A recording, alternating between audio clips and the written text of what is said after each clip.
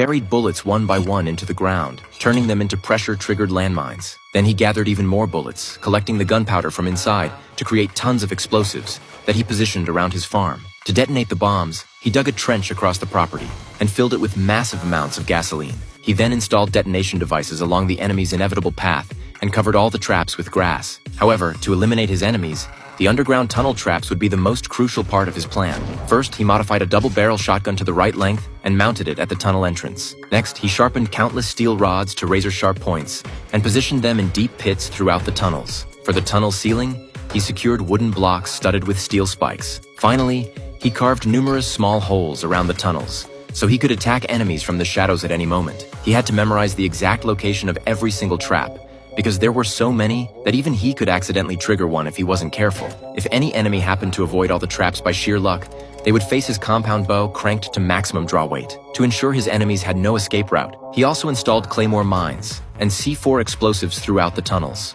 Unlike his previous battles, this time Rambo wasn't fighting for survival. He was fighting for revenge. He was determined to turn this place into his enemy's graveyard. But what kind of enemies could drive a nearly 70-year-old Rambo to such extremes? It all came down to his daughter. After retiring from service, Rambo never married or had children of his own. It wasn't until he was 50 that he adopted a daughter. But when she grew up, she insisted on going to Mexico to find her biological father. Rambo warned her not to go, telling her that her father was nothing but scum. But Lisa completely refused to listen and stubbornly insisted on finding that scumbag, never realizing this trip would cost her life. Eventually, with help from a friend in Mexico, Lisa managed to track down her biological father. However, just as Rambo had warned, the man was completely heartless. Simply because Lisa was a burden to him, he had abandoned her, and her mother had been beaten to death by this same man. Learning all this devastated Lisa. To cheer her up, her friend decided to take her to a nightclub to unwind. This turned out to be the beginning of Lisa's nightmare. As soon as they arrived at the bar, Lisa caught the attention of a strange man